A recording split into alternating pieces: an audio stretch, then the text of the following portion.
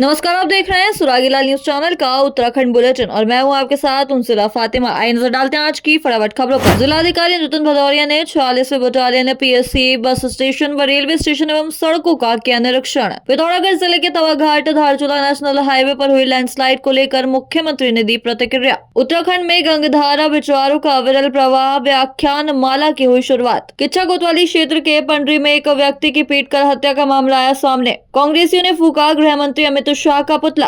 Canter और car में भीषण भिड़ंत, 2 गंभीर रूप से घायल। वृद्ध महिला का जंगल से मिला शव, जंगली जानवर के हमले से हुई मौत। निकाय चुनाव को लेकर जारी आरक्षण पर 1000 से ज्यादा आपत्तियां। सीएम धामी के फैसले की वक्फ बोर्ड के अध्यक्ष शदाब शम्स ने की सराहना। चौमेल सड़क में पाला जमने से दुर्घटनाओं का बड़ा खतरा। मुख्य सड़क में गोदा गया कलमठ दुर्घटनाओं को दे रहा दावत। 4000 रुपए लेकर दाखिल खारिज नहीं करने का लगाया आरोप। रुद्रपुर के भगत सिंह चौक पर कांग्रेस कार्यकर्ताओं ने अमित शाह के खिलाफ किया प्रदर्शन। आखिर हल्द्वानी विधायक सुमित हृदयेश ने क्यों कहा कि अपने ही जाल में फंस गई भाजपा। हल्द्वानी निकाय चुनाव में भाजपा के दावेदारों की फौज, देखे किसकी क्या है प्राथमिकताएं। बाघ ने 3 दिन तक इतना दौड़ाया कि हाथी की चली गई जान। उत्तराखंड के बिजरानी पर्यटन जोन की घटना। सोमेश्वर पुलिस ने गुमशुदा व्यक्ति को सकुशल बरामद कर परिजनों के किया सुपुर्द। अब खबरें विस्तार से। उधम सिंह नगर जिले के रुद्रपुर में पहली बार 38वें राष्ट्रीय खेलों के मद्देनजर जिलाधिकारी नितिन भदौरिया ने 46वीं बटालियन पीएससी बस स्टेशन व रेलवे स्टेशन एवं सड़कों का अधिकारियों के साथ निरीक्षण किया। निरीक्षण के दौरान उन्होंने संबंधित अधिकारियों को निर्देश दिए कि वह सौंपे गए कार्यों को समय से पूरा करें। संवाददाता दुर्गेश तिवारी की रिपोर्ट।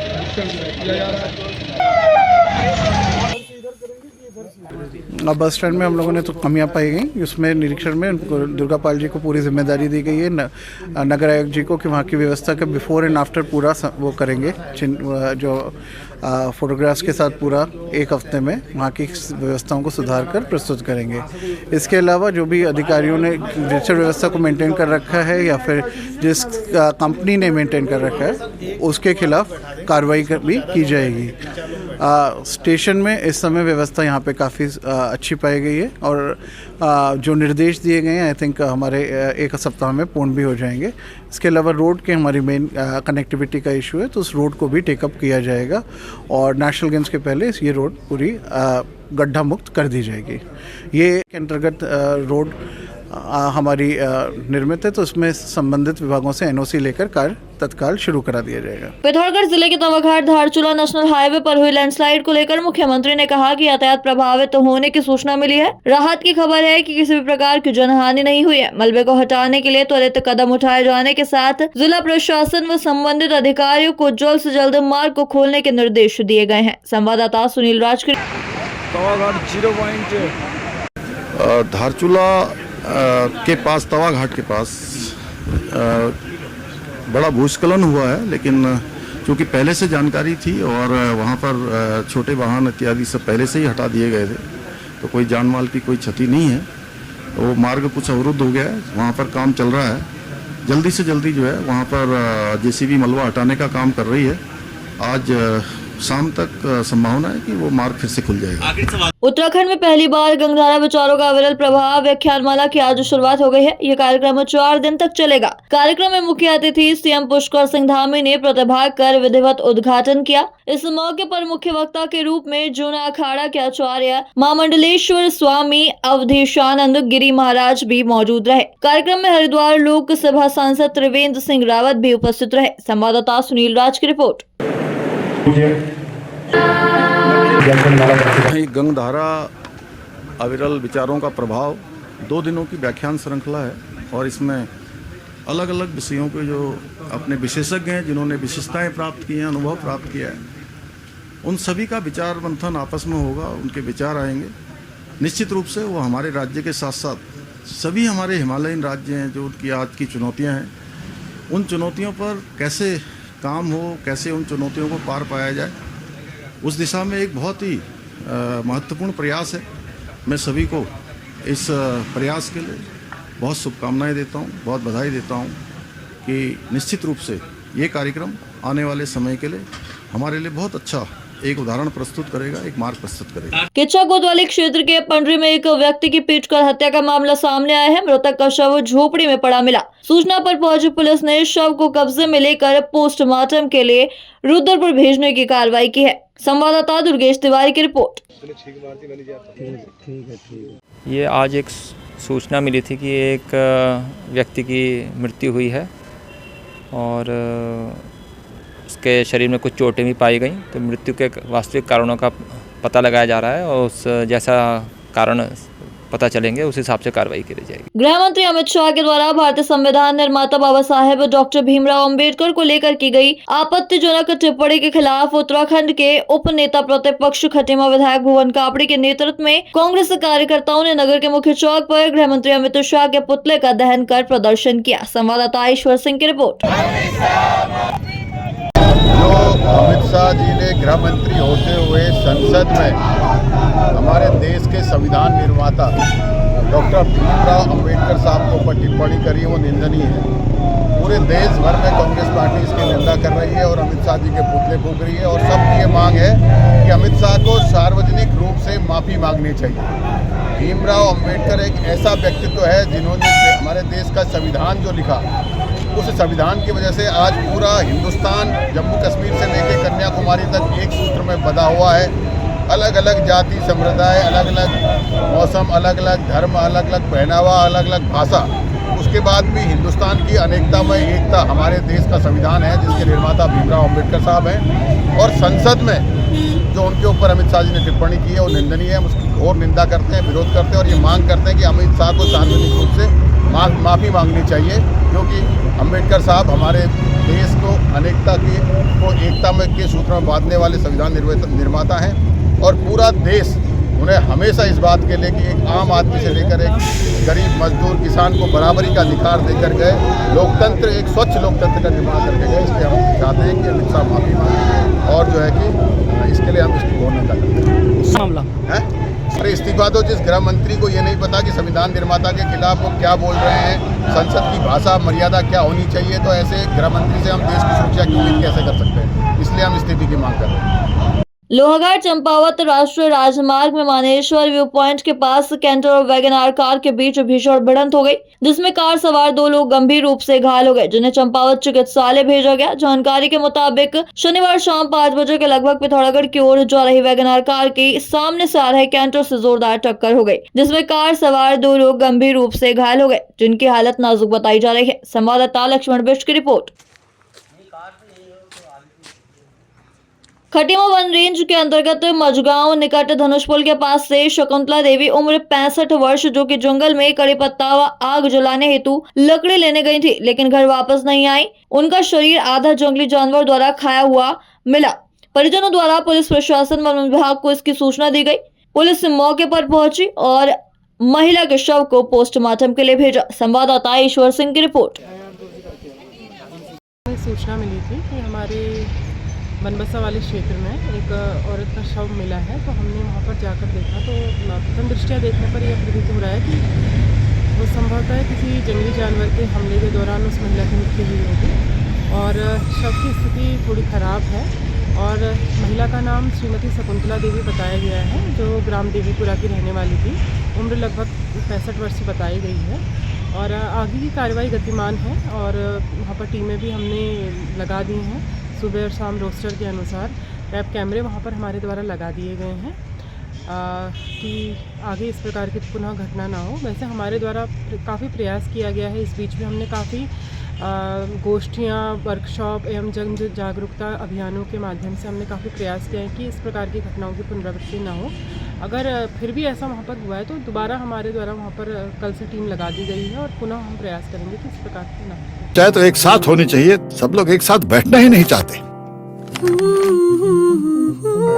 पापा, try this. लो, सब लपक लिए।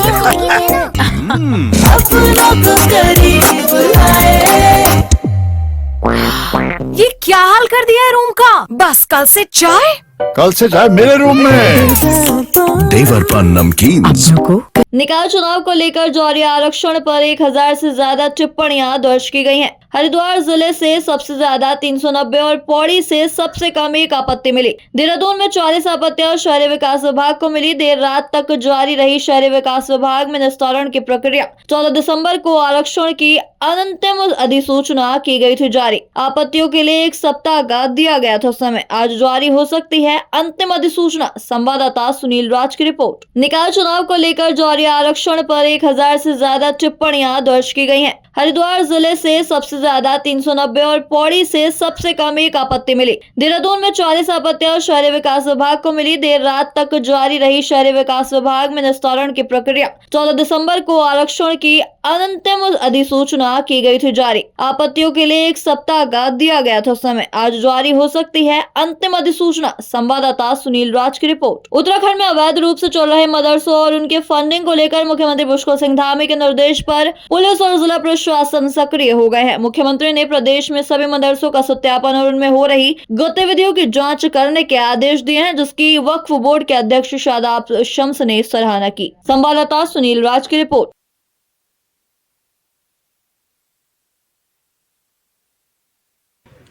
उत्तराखंड के युवा मुख्यमंत्री आदरणीय पुष्कर सिंह धामी जी का स्लोगन है, सही को छेड़ेंगे नहीं, गलत को छोड़ेंगे नहीं। और मुझे लगता है कहीं भी गलत और सही का पैमाना सिर्फ एक होता है, वो होता है जांच। जांच करा के देखेंगे, जो सही होगा उसे नहीं छेड़ेंगे और जो गलत होगा उसे नहीं छोड़ेंगे। तो इसलिए चिंता करने की आवश्यकता उन मदरसे वालों को है जो गलत चल रहे हैं, जिनकी फंडिंग गलत जगह से हो रही है, जो गलत तरीके से उस पैसे का मिसयूज कर रहे हैं। वो क्या कर रहे हैं इसकी जानकारी लेना सरकार की जिम्मेदारी है, सुरक्षा की दृष्टि से भी जिम्मेदारी है। तो युवा मुख्यमंत्री जो कह रहे हैं वो बिल्कुल सही कह रहे हैं। इस प्रदेश के अंदर हम देवभूमि उत्तराखंड हैं और देवभूमि उत्तराखंड के अंदर कोई भी ऐसी चीज एक भी नहीं होनी चाहिए जो कि बिना जांच के दायरे से बाहर हो। जांच के दायरे में सब होने चाहिए और उसी दिशा में हम इनकी जांच करा रहे हैं। अब कई लोगों के पेट में दर्द हो रहा है, उनकी कम्युनल पॉलिटिक्स बीच में आ जाती है, उनकी तुष्टीकरण की राजनीति बीच में आ जाती है। वो कह रहे हैं भाई क्यों जांच करा रहे हैं? भाई जांच तो कराएंगे, काम है सरकार का जांच कराना। कल को कोई आरोप न लगे, कल एक मछली पूरे तालाब को गंदा न कर दे, इसलिए जांच आवश्यक है। और माननीय मुख्यमंत्री जी के इस कदम की हम सराहना करते हैं, उसका स्वागत करते हैं। लोहाघाट चौमेल मुख्य सड़क में शंखपाल के पास पाले की मोटे परत जमने से दुर्घटनाओं का खतरा बढ़ गया है। रविवार को बाराकोट मंडल के भाजपा महामंत्री अजय बिष्ट ने बताया, शंखपाल से नीचे सड़क में 3 से 4 इंच मोटी पाले की परत जम गई है, जिसमें वाहन रपट रहे हैं तथा पाले की परत जमने से बड़ी दुर्घटनाओं होने का खतरा बना हुआ है। संवाददाता लक्ष्मण बिष्ट की रिपोर्ट। इस संबंध में कहना चाहूँगा कि जो वो पाला क्षेत्र है वहाँ पर धूप बहुत ही कम मात्रा में पड़ती है। मैंने सूचना करी कि वहाँ पर पाला जमा हुआ है और वहीं पर आपदा के समय से रोड भी टूटी हुई है। दुर्घटना के एक बड़ी मात्रा में वहाँ पर दुर्घटना का खतरा पैदा हुआ है। अगर थोड़ा सा भी बाइक किसी की थोड़ा या कार कोई भी वाहन थोड़ा भी अनियंत्रित होते हैं तो सीधे नीचे गधेरा है, सीधे कम से कम 25-30 मीटर लंबा, सीधे गधेरे में जा सकते हैं और कोई बड़ी दुर्घटना हो सकती है। तो मेरा विभाग से ये है कि आपने उसमें चूने का छिड़काव जो करा है वो काफ़ी लेट किया, जब सूचना करी उसके बावजूद किया। ये एक विभाग की एक बहुत बड़ी लापरवाही भी रहेगी। और उन्होंने अब जब पूरी मात्रा में पूरी तरह पाला सेट है और उसके बावजूद उसमें चुना वो भी इतनी बड़ी मात्रा में नहीं डाला है, खाली नाम मात्र के लिए उन्होंने चुने का एक तुष्टीकरण किया है। ये बहुत ही गलत बात है और उन्होंने उसको पूरी तरह से छिड़काव भी नहीं किया है और उस अभी पाले के साथ वो पूरी तरह से जमा हुआ है, जिसका खतरा अभी भी बना हुआ है। विभाग से मैं कहना चाहूँगा कि उसको वहाँ से उसको हटाना चाहिए, चाहे वो जैसे भी वो विभाग अपने स्तर से उसमें प्रयास करे और जो भी पहले से तैयारी करनी चाहिए। और कई लोगों को वहाँ जो शिक्षक सुबह शाम जाते हैं, शिक्षिकाएं जाती हैं और कई वहाँ से लोहाघाट की तरफ वाहन आते हैं, टैक्सी गाड़ियाँ आती हैं, सभी को खतरा बना हुआ है, कोई बड़ी दुर्घटना हो सकती है। उससे पहले विभाग ने वहाँ पर साइन बोर्ड भी चिन्हित करने चाहिए। ऊपर की तरफ से नीचे को जाने वाली चौमेल की तरफ जो गाड़ियाँ जाएंगी वहाँ कोई साइन बोर्ड नहीं है, कोई पाला क्षेत्र है करके। और उसमें किनारे से क्रैश बैरियर भी काफी आवश्यकता है। लोहाघाट पंचेश्वर मुख्य सड़क में अक्टूबर माह में आई आपदा से कलमट बंद होने से जल भराव हो गया था।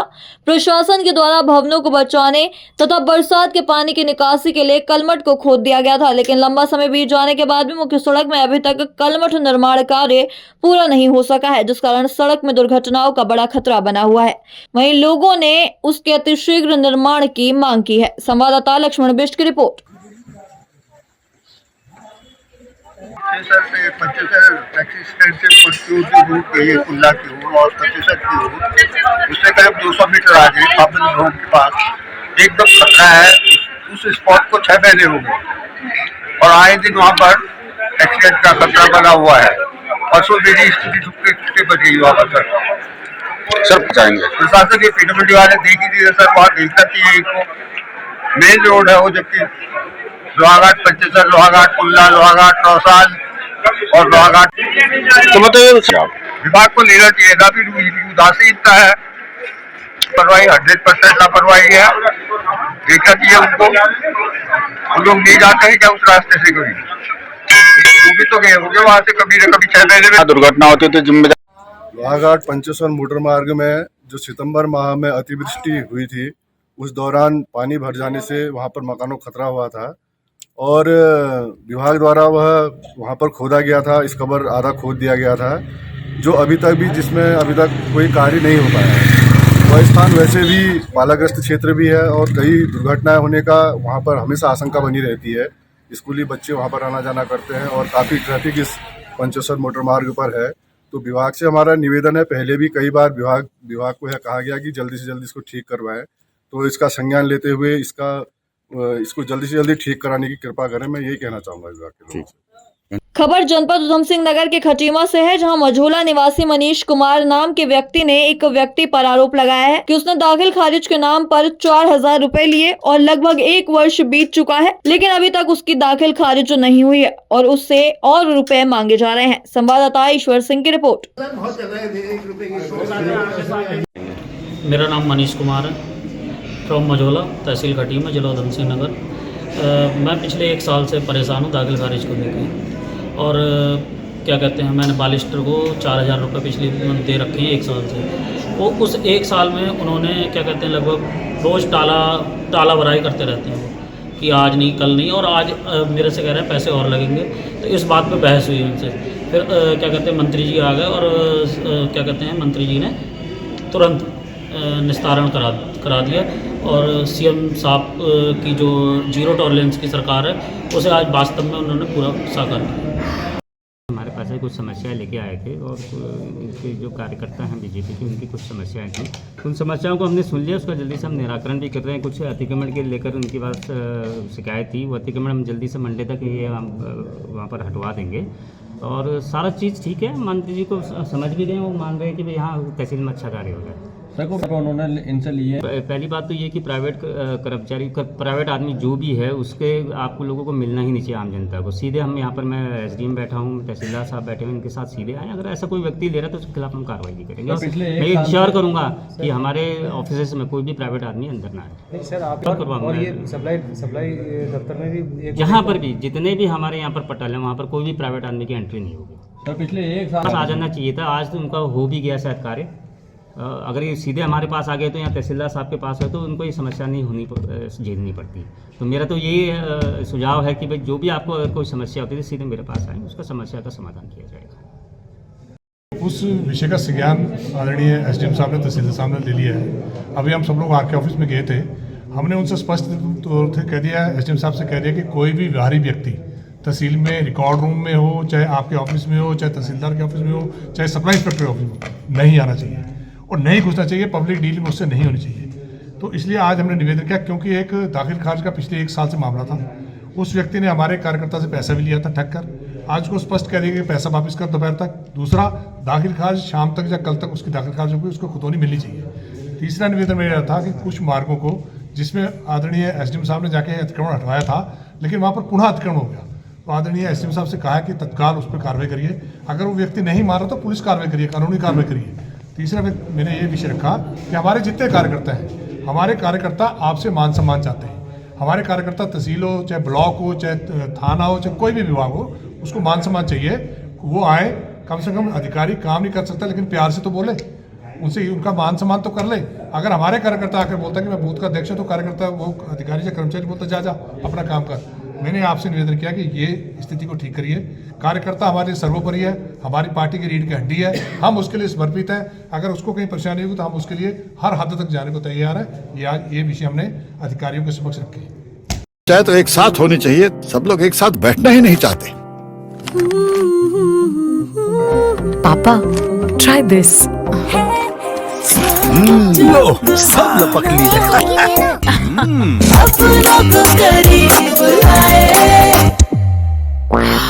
ये क्या हाल कर दिया है रूम का? बस कल से चाय मेरे रूम में।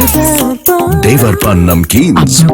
देश के गृह मंत्री अमित शाह द्वारा की गई संविधान निर्माता डॉक्टर भीमराव अंबेडकर पर टिप्पणी के बाद देश भर में गृह मंत्री का विरोध किया जा रहा है। आज रुद्रपुर के भगत सिंह चौक पर कांग्रेस कार्यकर्ताओं ने अमित शाह के खिलाफ प्रदर्शन किया और जमकर नारेबाजी की। इस दौरान कांग्रेस कार्यकर्ताओं का कहना था कि या तो अमित शाह के द्वारा अपने पद से इस्तीफा दिया जाए या फिर माफी मांगी जाए। संवाददाता दुर्गेश तिवारी की रिपोर्ट। देखिए, जो देश के गृह मंत्री अमित शाह जी ने ये अमर्यादित बयान दिया है कि कांग्रेस पार्टी जो है बाबा साहब अम्बेडकर का रट लगाए हुए है। इतनी बार अगर ये भगवान का नाम लेते तो उनको भगवान की प्राप्ति हो जाती, स्वर्ग की प्राप्ति हो जाती। ये कहीं ना कहीं एक सम्मानित पद पे बैठे हुए व्यक्ति के लिए अमर्यादित बयान देना जो है ये बहुत ही दुखद है और दुर्भाग्यपूर्ण है। हम उनसे मांग करते हैं कि वो इस्तीफा दें और अपने पद से अलग हटें और बाबा साहब का अपमान जो है हमारा ये समाज जो है कभी भी बर्दाश्त नहीं करेगा। भारत के नागरिकों को जो ये समान नागरिकता का सम्मान दिया था ये संविधान के तहत मिला है। हम लोग बाबा साहब अम्बेडकर का अपमान नहीं सहेंगे। देखिए, इसमें भाजपा का चाल चरित्र चेहरा उजागर हुआ है। अब ये सिद्ध हो चुका है। राहुल गांधी जी जो जिस बात को कहते थे, कांग्रेस पार्टी जिस बात को करती थी, हमारे नेता जिस बात को कहते थे कि भाजपा संविधान को कुचलना चाहती है और संविधान को कुचलने से पहले अंबेडकर जी को, इतिहास को, उनके संविधान को, अंबेडकर जी का नाम लोगों के दिमाग से हटाना चाहती है। तो ये हम कहना चाहते हैं, बाबा साहब भीमराव अंबेडकर इस देश की आत्मा है, इस देश दिलों में बसते हैं। उनको लोग भगवान की तरह पूजते हैं, जिन्होंने जीने का अधिकार दिया, जिन्होंने हमें अभिव्यक्ति की आज़ादी दी। आज हम यहाँ खुली हवा में सांस ले रहे हैं, सब एक समान बैठे हैं। सबको समानता का अधिकार देने वाले बाबा साहब के लिए ऐसे शब्दों का इस्तेमाल करना भाजपा का चाल चरित्र चेहरा उजागर करता है। हम यही कहते हैं कि अमित शाह माफ़ी मांगे और अपने पद से इस्तीफा दें। ऐसे व्यक्ति को उस पद पर बने रहने का कोई अधिकार नहीं। जिस पद को संविधान की शपथ लेकर, बाबा साहब की बनाई हुई संविधान की शपथ लेकर उस पद को ग्रहण करते हैं और उसके पद पर बैठकर बाबा साहब को गालियां बकते हैं, ये इनका दोहरा चरित्र सामने आया है। आज देश आक्रोशित है।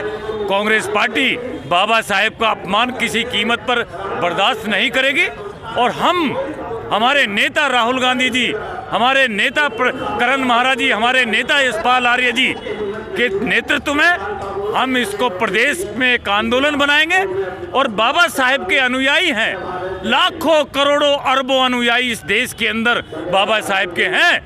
भाजपा भस्म हो जाएगी, दिखाई नहीं देगी कहाँ गई।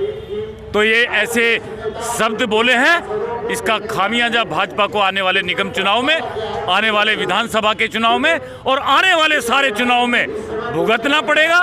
एक वोट भी बाबा साहब का अनुयायी भाजपा को देने वाला नहीं है। अब यही हम लोगों को बताना चाहते हैं। यही हमारे नेता राहुल गांधी जी चिल्ला चिल्ला के कहते थे, संविधान की जो बुक लेकर हाथ में घूमते हैं कि ये संविधान को कुचलना चाहते हैं। जिस तरीके से गांधी जी के इतिहास को मिटाना चाहते हैं, जिस तरीके से नेहरू जी के इतिहास को मिटाना चाहते हैं, जिस तरीके से कांग्रेस के इतिहास को मिटाना चाहते हैं, उसी प्रकार ये बाबा साहब के बनाए हुए संविधान को मिटाना चाहते हैं। ये सिद्ध हो चुका है इस वक्तव्य से। उत्तराखंड में आगामी निकाय चुनाव को लेकर जहां भारतीय जनता पार्टी ने अपनी तैयारियां तेज कर दी हैं, वहीं कांग्रेस पूरी तरह से साइलेंट नजर आ रही है। कांग्रेस विधायक सुमित हरदेश ने इस पर अपनी प्रतिक्रिया दी है और कहा है कि उनकी पार्टी फिलहाल वेट एंड वॉच की स्थिति में है। सुमित हरदेश ने भाजपा द्वारा किए गए आरक्षण निर्णय को लेकर कहा कि पार्टी अपने ही जाल में फंस चुकी है। संवाददाता दीपक अधिकारी की रिपोर्ट। भारतीय जनता पार्टी ने जो सीटों का आरक्षण करा, उसी माया जाल में वो खुद फंस गई है और जो सीट ओबीसी आई है, अब उसमें दावेदारी भारतीय जनता पार्टी में भी भरपूर हो गई है और कांग्रेस में भी हमारे जो उम्मीदवार हैं वो धीरे धीरे बाहर आ रहे हैं। अभी वेट एंड वॉच की स्थिति है क्योंकि अंतिम सूची अभी नहीं आई है, क्योंकि भारतीय जनता पार्टी की आंतरिक जो राजनीति है कहीं ना कहीं उसमें बहुत हलचल हो चुकी है। उस हलचल की वजह से ये भी कई लोग मान रहे हैं कि शायद सीट परिवर्तित कर दी जाए। तो अभी वेट एंड वॉच की स्थिति है, लेकिन कांग्रेस हर परिस्थिति में तैयार है। हमारे पास मजबूत उम्मीदवार हों, चाहे ओबीसी हो, चाहे सीट चेंज होती है तब, उस सारी वैकल्पिक स्थिति में कांग्रेस के पास मजबूती से चुनाव लड़ने की पूरी मशीनरी तैयार है और मजबूती से चुनाव में जाएंगे। उत्तराखंड में निकाय चुनाव को लेकर सरगर्मियां तेज हो गई हैं। भाजपा, कांग्रेस समेत सभी सियासी दलों ने अपने अपने स्तर से तैयारियां शुरू कर दी हैं। इसके लिए दावेदारों के पैनल तैयार किए जा रहे हैं। इसी कड़ी में कुमाऊं के प्रवेश द्वार हल्द्वानी की बात की जाए तो निकाय चुनाव में अंतरिम आरक्षण जारी होने के बाद कुमाऊं के सबसे बड़े नगर निगम में मेयर की सीट ओबीसी हो गई है। लिहाजा अब बड़ी संख्या में मेयर की सीट में चुनाव लड़ने वाले दावेदारों की संख्या अचानक बढ़ गई है। संवाददाता दीपक अधिकारी की रिपोर्ट। का समय मिलता है आज अगर विज्ञप्ति आई, लेकिन जो कार्य करने का भाव रखता है। मेयर पद पहली बात तो हमारे ओबीसी सीट आई है, पहली बार आई है आज मेरे ख्याल 55-56 साल में। उसके देखते हुए कि मैं मेयर प्रत्याशी, क्योंकि 20 साल से मैं पार्टी का सिपाही हूँ, 20 साल से मैं काम कर रहा हूँ, विभिन्न पदों पर रहा हूँ, लेके नगर कारकर्णी से लेके मैं 2 बार जिला अध्यक्ष रहा, 1 बार महामंत्री रहा, अभी भी मैं मछुआरा प्रकोष्ठ का प्रदेश संयोजक हूँ। तो पार्टी के लिए काम करा है, अपनी मेहनत से मैंने यहाँ पार्टी मोर्चे को खड़ा करा है, क्योंकि मोर्चे का शुरुआत में यहाँ दावे लोग कम थे, अपने बल पे मैंने मोर्चे को खड़ा करा है। उसे देखते हुए मैंने अपना हक मांगा है, कोई वो नहीं मांगा है, मैंने अपना हक मांग रहा हूँ, भाई मोर्चे को टिकट दिया जाए। तो ये मुद्दे जो है हल्द्वानी को एक जैसा हमारा इंदौर शहर है, साफ़ सुथरा शहर बनाना है, साफ़ सुथरा शहर बनाना है और सब अच्छे लोग हैं। और जो काम छूट गए हमारे पूर्व मेयर द्वारा, वो मैं कार्य पूरे करूंगा, क्योंकि हमारे पूर्व मेयर ने भी बहुत सुंदर काम करे हैं, उसी काम के लिए आगे बढ़ाऊंगा। ये मेरा जनता से भरोसा है पूरा, और मेरा जनता मेरे को स्वीकार भी करेगी। मेरा महेंद्र कश्यप, प्रदेश सहयोग मछुआरा प्रकोष्ठ। पहले तो बहुत बहुत धन्यवाद। मैंने जो मेयर पद की जो दावेदारी करी है, अगर मुझे पार्टी भारतीय जनता पार्टी एक मौका देती है तो मैं उन पे और जनता की जो भी उम्मीदें उन पे खरा उतरूँगी।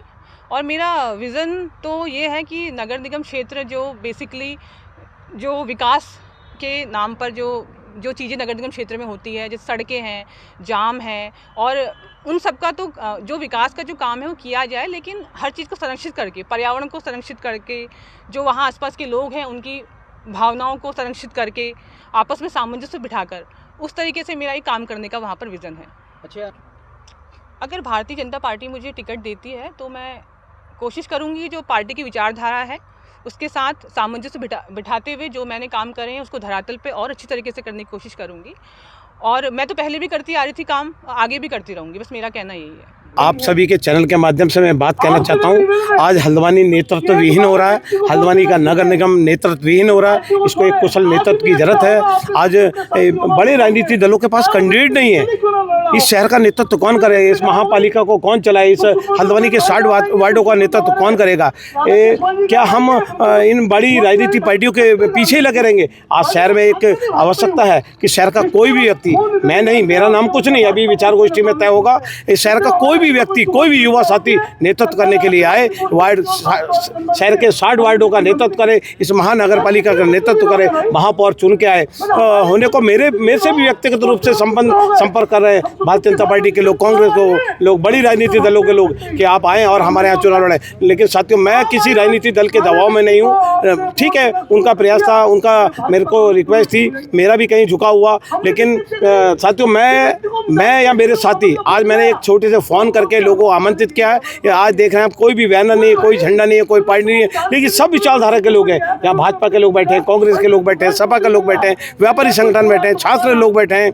या खिलाड़ी बैठे हैं, या सभी को केवल जागरूक नागरिकों को यहाँ बुलाया गया। क्या नया संगठन बनाएंगे आप? साहब, मैं नहीं बनाऊंगा, शहर की आवश्यकता है, मेरी कोई आवश्यकता नहीं है। शहर चाहेगा, शहर किसको नेतृत्व देगा। हल्द्वानी के जो 60 निवर्तमान पार्षद हैं, इनमें से भी कोई नेतृत्व निकल के आ सकता है। मुद्दों को लेकर लोगों के बीच जाएंगे। शहर में जो आज आवश्यकता, आप देख रहे हैं शहर कहाँ जा रहा हमारा।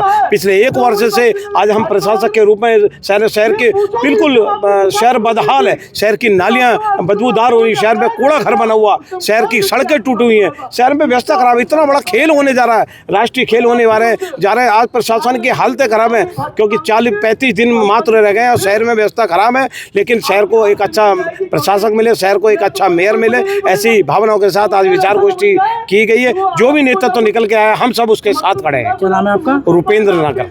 प्रधानमंत्री जी और हमारे मुख्यमंत्री जी का मैं हार्दिक धन्यवाद प्रकट करता हूं। उन्होंने हमारे हल्द्वानी में जो ये ओबीसी सीट करी है, ये ओबीसी समाज के लिए बहुत तबके का काम किया है। तो मैं इस शहर के अंदर मेरा बहुत सारे कॉल आए कि आप लोग तैयारी करिए। गोस्वामी समाज ने भी मेरे लिए बहुत प्रयास किया कि आपको चुनाव लड़ना चाहिए। तो मैं भी एक मेयर का प्रत्याशी हूँ, युवा हूँ और काम करना जानता हूँ।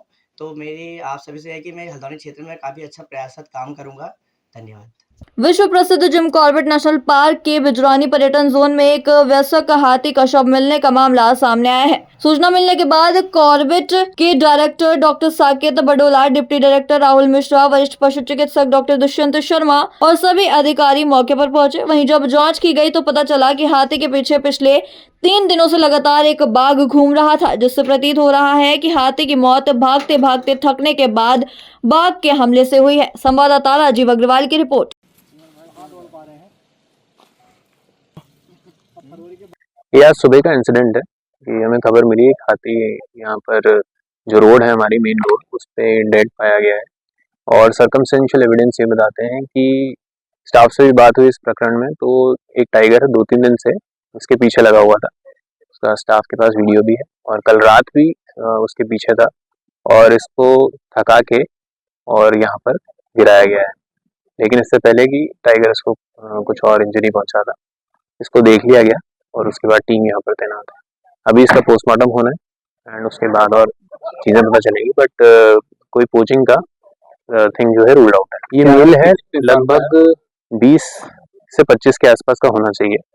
बाकी अभी पोस्टमार्टम करते हैं और सैंपल्स फिर IVRI भेजेंगे, उसके बाद रिपोर्ट जो है आती है, उसके बाद और डिटेल में पता चल जाएगा। सोमेश्वर क्षेत्र निवासी एक महिला द्वारा तहरीर दी गई थी कि उनका पति जो मानसिक रूप से अस्वस्थ है, बिना बताए घर से कहीं चला गया है। जिस सूचना पर थाना सोमेश्वर में पुलिस टीम द्वारा गुमशुदा की खोजबीन शुरू की गई। सोमेश्वर पुलिस टीम द्वारा गुमशुदा के बारे में सुरागरसी, पतारसी व जानकारी जुटाकर अथक प्रयासों से ग्वालाकोट से गुमशुदा व्यक्ति को सकुशल बरामद कर परिजनों के सुपुर्द किया गया। संवाददाता हेमंत मेहरा की रिपोर्ट। आज के लिए बस इतना ही। ऐसी सभी खबरों के लिए जुड़े रहिए सुरागीलाल न्यूज चैनल के साथ। धन्यवाद।